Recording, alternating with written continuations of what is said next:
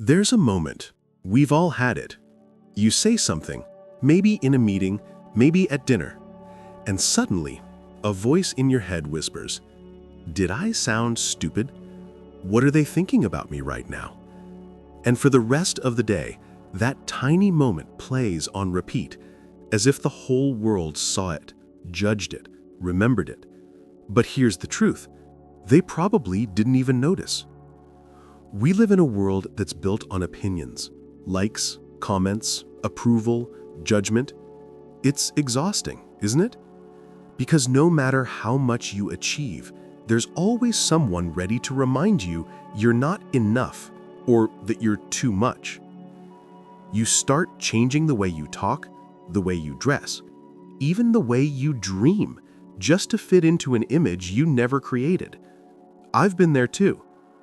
I remember posting my first video years ago and deleting it 10 minutes later because someone said, "This sounds cringe." That single comment silenced me for months. It took me a long time to realize the problem wasn't their opinion, it was how much I believed in it. Marcus Aurelius once wrote, "It never ceases to amaze me. We all love ourselves more than other people, but care more about their opinion than our own." That was 2,000 years ago, and somehow it still feels like he's talking about us today. But what if you could quiet that noise? What if you could walk into any room, say what you truly think, and not flinch when someone disagrees? In the next few minutes, we're going to uncover 10 Stoic rules. Timeless principles to help you stop caring what others think and start living with unshakable confidence. Because the truth is simple. You don't need everyone to like you. You just need to respect yourself enough to stop chasing their approval.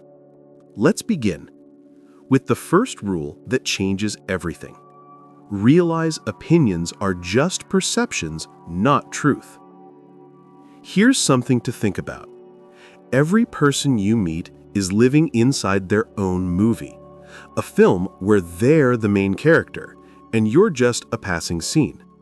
So when someone judges you, they're not really seeing you. They're seeing a version of you filtered through their own fears, experiences, and insecurities. It's like looking through a cracked mirror and thinking the reflection is broken, when in reality, it's just the glass. A few years ago, a friend of mine named Daniel got laid off from his job. He'd worked there for almost a decade, and the moment it happened, his biggest worry wasn't the paycheck. It was, what will people think? He said, "My parents will think I'm a failure. My friends will think I wasn't good enough." For weeks, he avoided everyone, not because he was ashamed of losing the job, but because he was terrified of being seen differently. But here's what actually happened. Nobody cared. Everyone was too busy dealing with their own lives. The judgment existed only in his mind. That's the first truth of Stoicism. It's not things themselves that disturb us, but our opinions about things. Daniel wasn't suffering from losing his job. He was suffering from the story he told himself about what that loss meant.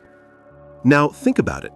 How many times have you stopped yourself from speaking up in a meeting or sharing an idea online because you were afraid of how it might look? The truth is, people will always see you through their own lens. To one person, you're confident. To another, you're arrogant. To someone else, you're inspiring. Same person, same action, different movie. Once you understand that, you stop trying to play every role in every story. You simply start living yours. Here's a small practice. Next time you catch yourself worrying about what someone might be thinking, pause for a moment and say to yourself, "That's just their perception, not the truth." Repeat it until it sinks in. Because when you separate perception from reality, you take back control of your peace of mind. Now that you know opinions are just projections, the next step is learning how to stop reacting to them, how to stay calm when others misunderstand you, criticize you, or doubt you. Because the truth is, you'll never control what people think, but you can always control how you respond. Let's talk about that in rule number 2. You can't control others, only your response. When someone misunderstands you or criticizes you, it's natural to feel that quick spark of frustration. The instinct to defend yourself, to fix their perception, kicks in almost immediately. You want to explain, to prove, to make them see your side. But that's the moment the Stoics would remind us, you've already given away your peace. Because the truth is simple. You can't control other people. You can only control your response. I learned that lesson the hard way years ago. I was leading a small creative team on a project I deeply cared about. One morning, a colleague publicly criticized my idea in front of everyone. I remember my face heating up, my hands tense. I wanted to argue, to justify, to show I was right. But I stopped. I took a slow breath and said, "I hear your point. Let's explore it." That short pause changed everything. The conversation softened. My team started brainstorming together instead of taking sides, and I realized something powerful. I hadn't won the argument. I had simply chosen not to lose myself in it. That's what Stoicism teaches us. You don't win by changing others. You win by mastering yourself. Epictetus said, "We cannot choose our external circumstances, but we can always choose how we respond to them." Think about that. The moment you start reacting to every opinion, every mood, every criticism, you're letting strangers control your emotional thermostat. Modern life makes this even harder. Social media has turned opinions into currency. A single comment can ruin someone's day, not because of its truth, but because of its timing. We scroll through the noise, looking for validation, and when we don't get it, we feel invisible. But here's the thing. Every time you react, you're reinforcing the illusion that their opinion has power. The moment you pause, you break that spell. Let's say your boss snaps at you unfairly, or someone online leaves a rude comment. Your first impulse might be to defend or retaliate. But if you take one calm breath and choose silence, you're doing something radical. You're taking back control. That's emotional discipline. That's real strength. The Stoics believed your mind is like a fortress. Every reaction is a door you either guard or leave wide open. Most people leave theirs unguarded, letting any stranger's words walk right in. But when you choose your response, calmly, intentionally, you close that door. And inside that quiet space, confidence begins to grow. Try this small shift. The next time someone's opinion stings, don't ask, "Why are they doing this to me?" Instead, ask, "Why am I giving this power over me?" That single question flips your focus from reaction to control. You'll notice something incredible. The more you practice it, the lighter life feels. People's moods won't shake you the way they used to. Their words won't echo in your mind for days. You'll start walking through life with a calm that feels unbreakable, not because the world got quieter, but because you did. And that's the beauty of Stoicism. You don't have to change people. You just have to stop letting them change you. Now that we've learned how to respond with strength, let's look deeper into why we care so much in the first place, and how to free ourselves from the illusion that everyone's watching. Let's move into rule number 3. Most people are too busy thinking about themselves. Here's a comforting truth most people don't realize. Everyone is far too busy thinking about themselves to think about you. It sounds simple, almost funny, but it's one of the most freeing realizations you can have in life. Think about the last time you made what you thought was a huge mistake. Maybe you said something awkward at a party, tripped on the sidewalk, or forgot someone's name during an introduction. You probably replayed that moment in your head a dozen times, right? But if you asked the other person a day later, they probably wouldn't even remember it happened. That's the thing. Our minds love to exaggerate how much attention others are giving us. Psychologists call it the spotlight effect. We imagine there's a giant spotlight following us everywhere, and everyone notices every flaw, every stumble, every little imperfection. But in reality, they're standing under their own spotlight, worrying about how they look, what they said, how they came across. I remember a moment early in my career when I gave a short presentation at work. Halfway through, I stumbled over a word, my voice cracked, and my face turned bright red. I was convinced everyone in the room saw it and was silently judging me. That night, I barely slept. The next day, one of my coworkers came up and said, "Hey, that presentation was great. Loved your point about teamwork." He didn't notice the stumble at all. The thing that felt like a disaster in my head was invisible to everyone else. When you truly understand this, life starts to open up. You stop performing for imaginary critics. You stop living to impress people who aren't even paying attention. You start realizing that 99% of the time, no one is judging you. They're too busy judging themselves. Marcus Aurelius wrote, "You have power over your mind, not outside events. Realize this and you will find strength." The outside events aren't just actions or circumstances. They're also other people's opinions, their glances, their silence. Most of what you think is judgment is actually your own imagination echoing back at you. Here's something that helps. The next time you walk into a room and feel that tightness in your chest, that urge to perform or prove something, stop and remind yourself, everyone else feels the same way. The person who looks confident, they're probably hoping you don't notice how nervous they are inside.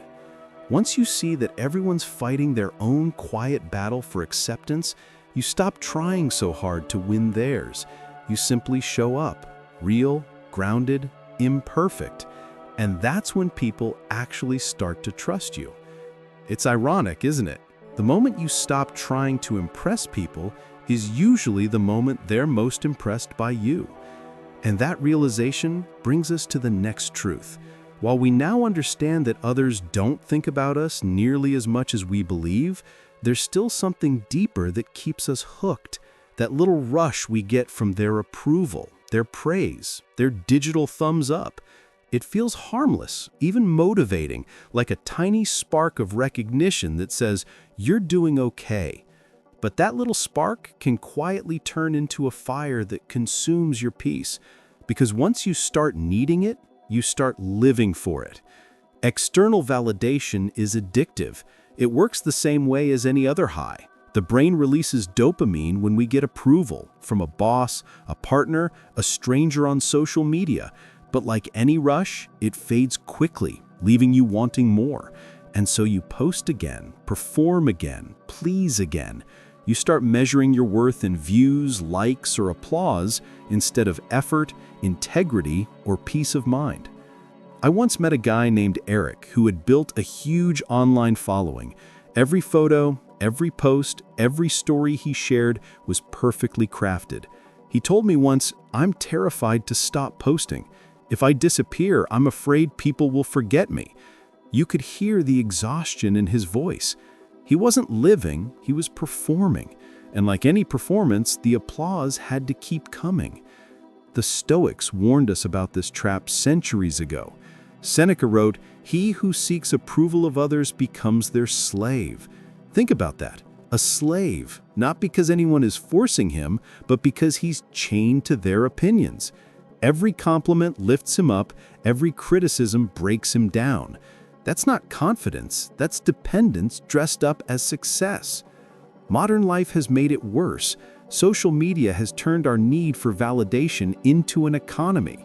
The more approval you collect, the more valuable you seem, until you start confusing visibility with worth. But true confidence isn't about being seen by everyone. It's about being at peace when no one's watching. Here's the question to ask yourself. If no one could ever know about what you're doing, would you still do it? If your answer is yes, you're acting from purpose. If it's no, you're acting for approval. When you let go of validation, something incredible happens. Your motivation becomes pure. You start doing things because they feel right, not because they'll look good. You start saying what you mean, not what you think others want to hear. You stop chasing the echo and start listening to your own voice again. That's when confidence becomes real. Not loud, not flashy, but steady. It's not the roar of a crowd, it's the quiet certainty that you're enough. And this brings us to one of the most underrated but powerful Stoic truths, that inner confidence often begins in silence, when you step away from the noise of the world and meet yourself honestly. Let's move into rule number 5. Embrace solitude. Confidence grows in silence. We live in a world that never stops talking. Notifications, opinions, updates, there's always some kind of noise waiting to fill the silence. And yet silence is exactly where confidence begins to grow. For many people, being alone feels uncomfortable, even scary. The quiet makes them face thoughts they've spent years avoiding. But solitude isn't loneliness. It's the space where you meet yourself without an audience, where you begin to understand what you truly think, feel, and value. Marcus Aurelius would wake up before dawn to write in his journal, not for others to read, not for recognition, but simply to examine his own mind. That habit, that private reflection, was how he stayed grounded while ruling an empire. He knew that without inner peace, outer success meant nothing. A friend of mine, Sarah, once went through a painful breakup. She told me she couldn't stand the silence of her apartment. She always had to have music or TV playing in the background. One weekend, she decided to turn everything off. No phone, no screens, just stillness. The first few hours were brutal. Her thoughts raced. She replayed conversations, imagined regrets, and almost gave up. But then something shifted. By the second day, she started to notice the sound of the rain outside, the rhythm of her breathing, and the calm in her own company. When we talked later, she said, "I didn't realize how much peace I was missing just because I was afraid to be alone." That's the power of solitude. It's not about isolation, it's about connection. When you spend time with yourself intentionally, you build a relationship with your mind. You start to trust your own thoughts. And that trust is what confidence is made of. If you want to strengthen that connection, try this. Once a week, start your morning in silence. No phone, no notifications, no conversations, just a cup of coffee, your thoughts, and maybe a notebook. Sit with yourself for 20 minutes and see what comes up. The first few times it might feel awkward, but slowly you'll find something deeper than comfort, clarity. Because when the world gets quiet, you begin to hear your own voice clearly. You start realizing that confidence doesn't come from being surrounded by people. It comes from being comfortable when you're not. And once you've built that inner stillness, something else becomes clearer too. You start to notice how much of your energy is spent trying to please others, to earn approval, to keep everyone happy. It's time to talk about why that habit drains your strength and how to break it. Let's move into rule number 6. Stop trying to please everyone. Most of us grow up believing that being kind means keeping everyone happy. We say yes when we want to say no, smile when we're tired, and agree when our gut tells us otherwise. At first, it feels noble. We're the dependable ones, the good friends, the reliable coworkers. But over time, something starts to feel heavy, because every time you please everyone else, you quietly disappoint yourself. The truth is, trying to please everyone is just another form of fear. Fear of rejection, fear of conflict, fear of not being liked. But here's what the Stoics understood. When you spend your life trying to be liked, you forget to be real. A man named Tom once told me about his struggle with this. He worked in sales and had built his reputation on being the nice guy. He never disagreed, never pushed back, never said no, even when it cost him time and sleep. His coworkers loved him, but inside he was exhausted. One day, after working late for the third night in a row to fix someone else's mistake, he snapped. He told me I realized I was living for their comfort, not my peace. That night, he decided to start saying no, politely but firmly. It wasn't easy at first. Some people pulled away, but a strange thing happened. The respect he was chasing all along finally showed up, not because he tried harder, but because he finally drew a line.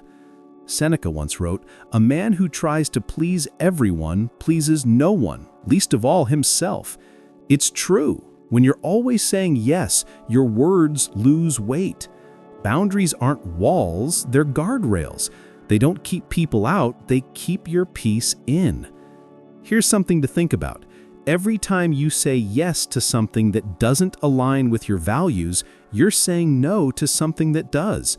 Your time, your energy, your mental space, these are limited resources. Protecting them isn't selfish, it's self-respect. So, the next time you feel that hesitation, that small internal voice whispering, "I don't want to do this," listen to it. Practice saying no without guilt, without long explanations. You'll find that the people who truly value you won't disappear. They'll adapt. And the ones who only stayed for convenience will fade away. And that's okay. When you stop trying to please everyone, something shifts. You stop living reactively and start living intentionally. You begin to move through life lighter, calmer, more centered. Because you're no longer performing, you're simply being. And that's where real confidence starts to show. Not in loud declarations or endless yeses, but in quiet alignment with who you really are. Now that you've learned to stop bending yourself to fit other people's expectations, it's time to look at another truth: how to handle criticism when it inevitably comes, and how to turn it from a wound into wisdom. Let's move into rule number 7. Use criticism as a mirror, not a cage. Criticism has a way of cutting deep, doesn't it? One harsh comment can echo in your mind for days, even if 10 other people told you something kind. It's human nature. Our brains are wired to remember the pain more than the praise. But the Stoics believed that criticism isn't something to fear, it's something to use. There are two kinds of criticism: the kind that helps you grow, and the kind that tries to keep you small. The first comes from people who care enough to tell you the truth. The second comes from people who are projecting their own insecurities. The trick is learning to tell the difference and choosing not to take either one personally. A writer I know, Melissa, once shared how paralyzed she used to feel after reading negative reviews of her work. She said, "I'd read one bad comment and suddenly forget every reason I loved writing in the first place." Over time, though, she built a habit. Whenever she received feedback, she'd write it down, step away, and come back to it a day later, once the emotion had cooled. If the criticism still felt true, she'd learn from it. If not, she'd let it go. That small pause turned her biggest weakness into her biggest strength. That's the essence of Stoicism, to pause before reacting. Marcus Aurelius advised, "If it is not right, do not do it. If it is not true, do not say it." You can apply the same wisdom here. If the criticism is not true, do not believe it. If it is true, don't be offended. Be grateful. The next time someone criticizes you, instead of immediately defending yourself, try this. Take a breath and say, "Thank you for your perspective." It doesn't mean you agree. It just means you refuse to let emotion take the driver's seat. That simple sentence creates distance between their words and your worth. Criticism, when filtered through calm reflection, becomes a mirror, showing you what to adjust and what to accept. But when you let it define you, it becomes a cage. The bars aren't made of iron, they're made of fear. Remember this: no one who's doing better than you will ever try to tear you down. People criticize from the level they're at. Those ahead of you will offer advice. Those behind you will offer judgment. It's up to you which one you listen to. When you begin to see criticism as feedback instead of failure, you reclaim your power. You stop letting others shape your self-image, and you start shaping it yourself. And once you reach that point, where judgment no longer shakes you, where feedback doesn't define you, you start to see something deeper. Confidence isn't about perfection. It's about being fully human, flaws and all. Let's move into rule number 8. Accept imperfection and be authentically human. Perfection is one of the most beautiful lies we tell ourselves. We chase it in our careers, our relationships, our appearance, always believing that if we could just fix one more thing, we'd finally feel whole. But perfection isn't peace, it's pressure. And the more we chase it, the further we drift from who we really are. The Stoics never aimed to be perfect, they aimed to be present, to live with integrity, to make mistakes and learn from them, and to grow through what they could not control. Marcus Aurelius wrote, "When you arise in the morning, think of what a privilege it is to be alive, to think, to enjoy, to love." Notice he didn't say to be flawless, he said to be alive, because life in all its messiness is the point. I once met a musician who shared something that stuck with me. He said, "For years I tried to make every note perfect, but the songs people loved most were the ones where I cracked my voice or missed a beat. They felt real. They felt human." There's something magnetic about authenticity. It pulls people in because it reminds them they don't have to hide either. The pressure to appear perfect often comes from fear. Fear of judgment, fear of rejection. But when you start embracing your imperfections, something powerful happens. You give other people permission to do the same. Vulnerability becomes strength. The cracks in your armor become proof that you've lived. Think about the people who inspire you most. They're not perfect, they're genuine. They admit their failures, their doubts, their pain. That honesty is what builds connection and trust. Pretending to be perfect might impress people for a moment, but being real will touch them for a lifetime. So let yourself be seen, not the edited version, not the filtered one, but the real one. Speak even when your voice shakes. Show up even when you're uncertain. Confidence isn't pretending you have it all together, it's being okay even when you don't. The Stoics called this idea amor fati, meaning love your fate. It means embracing everything that happens, including the parts you'd rather change. Every flaw, every failure, every wrong turn is part of what makes you, you. When you stop resisting imperfection, you start finding peace in the truth of your humanity. And when that peace takes root, your focus begins to shift. You stop obsessing over how others see you and start channeling your energy into something far more powerful, your purpose. Because once you understand that your worth isn't tied to perfection, you're finally free to build something meaningful. Let's move into rule number 9. Focus on your mission, not their opinion. When you have a clear mission, other people's opinions start to lose their grip on you. It's not that they stop talking, it's that their voices no longer reach where your purpose lives. The moment you know why you're doing something, criticism becomes background noise. There's a certain peace that comes when your actions align with your purpose. You stop chasing approval and start chasing progress.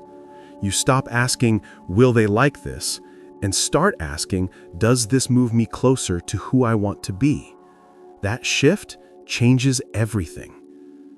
I once spoke with a small business owner named Rachel. She left a stable corporate job to start a local bakery, something she dreamed of for years. Her friends told her it was risky, her parents worried she was throwing away her future, and her old coworkers laughed, saying, "You'll be back in a year." But she kept going. 2 years later, her bakery had become a local favorite. When I asked her what kept her steady through all that doubt, she said, "I stopped caring about being understood. I cared about being aligned." That's what a mission does. It anchors you. It gives you a reason strong enough to withstand misunderstanding. The Stoics believed that purpose wasn't about chasing success or recognition. It was about living according to your values. Epictetus said, "First say to yourself what you would be, and then do what you have to do." Once you decide who you are, the noise of the world fades into the background. The problem is that most of us spend our lives reacting, adjusting ourselves to fit into other people's expectations. But when you're focused on your mission, you stop reacting and start creating. You stop living on defense and start living on purpose. Here's something that helps. Write down your top 3 values, the things you want your life to stand for. Maybe it's honesty, growth, kindness, or courage. Then, whenever you face criticism or doubt, ask yourself, does this align with my values? If it does, keep going. If it doesn't, let it go. It's that simple. When your mission is clear, you stop getting lost in comparisons. Someone else's success doesn't make you smaller. Their path doesn't threaten yours. You begin to see that everyone is climbing their own mountain, and you're here to climb yours. Purpose brings focus. It brings calm. It gives you something stronger than the need to impress, the need to contribute, to build, to grow. And that's the foundation of unshakable confidence. But there's one final step that ties all of this together. A truth that defines what it really means to live confidently and freely. It's not about being perfect or admired. It's about living by your own standards, not society's scoreboard. Let's move into rule number 10. Live by your own standards, not society's scoreboard. There's a quiet kind of freedom that comes when you stop measuring your life by the world's scoreboard. The titles, the salary, the followers, they all fade eventually. But what never fades is the feeling of living in alignment with your own values. When you know what matters to you, you stop needing the world to tell you that you're doing okay. Society loves to hand out rules, what success should look like, when you should settle down, how much money you should make, how quickly you should figure it out. It's a race with no finish line, and the more you run it, the more you lose yourself. The Stoics saw this thousands of years ago. They understood that peace doesn't come from winning the race. It comes from realizing you never had to run it in the first place. I remember a man named Chris who used to work 80-hour weeks in finance. He had the kind of success most people envy, the big office, the nice car, the applause. But he told me something I'll never forget. I was succeeding at all the wrong things. When the pandemic hit, he left the city, moved into a small house near the mountains, and started teaching high school math. His income dropped, but his peace tripled. For the first time in years, he said, "I sleep through the night." That's the difference between achievement and fulfillment. Achievement depends on the scoreboard. Fulfillment comes from the inside, from living by your own code, your own principles. Marcus Aurelius wrote, "If you are distressed by anything external, the pain is not due to the thing itself, but to your estimate of it." When you stop estimating your worth by society's standards, you finally see that most of the pressure was self-inflicted. You were never behind, you were just playing someone else's game. Ask yourself this: if you stopped comparing your life to others, What would success look like to you? Maybe it's spending more time with family, building something meaningful, or simply waking up without anxiety. Whatever it is, define it for yourself and let that be enough. The moment you start living by your own standards, the need to impress disappears. You stop rushing, stop apologizing, stop explaining yourself. You start making choices that feel right in your bones, not just look right on paper. That's where real confidence comes from, the quiet kind that doesn't need to be seen to be real. So from this point on, let others chase approval, status, perfection. You've got something better: peace, purpose, authenticity. Because the truth is, when you live by your own standards, you never lose. You're already playing the only game that truly matters, your own. And now, as we bring everything together, let's step back and look at the bigger picture. What all these Stoic principles have been leading toward: the freedom to stop caring what others think, and to finally live fully, confidently, and unapologetically yourself. Life becomes lighter the moment you stop asking for permission to be yourself. That's what all of this, every Stoic rule, every reflection, has been leading toward. You've spent too many years trying to fit into molds that were never shaped for you, worrying about the whispers, the opinions, the silent judgments that never really mattered. But the truth is, you were never meant to be universally approved. You were meant to be authentic. The Stoics didn't teach confidence as arrogance, they taught it as peace, the kind that comes from knowing who you are and acting in alignment with it, no matter who's watching. When you live that way, the world starts to shift. You stop competing, you stop apologizing, you stop explaining yourself to people who were never meant to understand your journey. You simply move, quietly, steadily, toward the life that feels like yours. So take a moment, right now. Think about everything you've heard. Which of these rules do you need most today? Maybe it's letting go of what others think.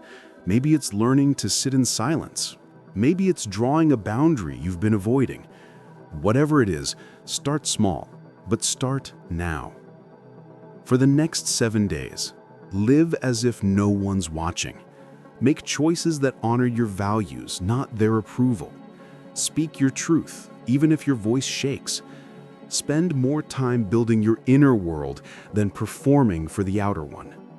Watch what happens when you do. How the noise fades, how the peace grows, and how your confidence quietly begins to root itself in something real. Marcus Aurelius wrote, "Waste no more time arguing what a good man should be. Be one." Don't wait for the right moment to begin living by your own standards. This is it. And if this message spoke to you, if something inside you feels ready to let go of the weight of other people's opinions, then keep walking this path. Keep learning, keep reflecting, keep practicing the art of calm strength. Because confidence isn't built in a day. It's built in every quiet decision to stay true to yourself. You don't need their approval.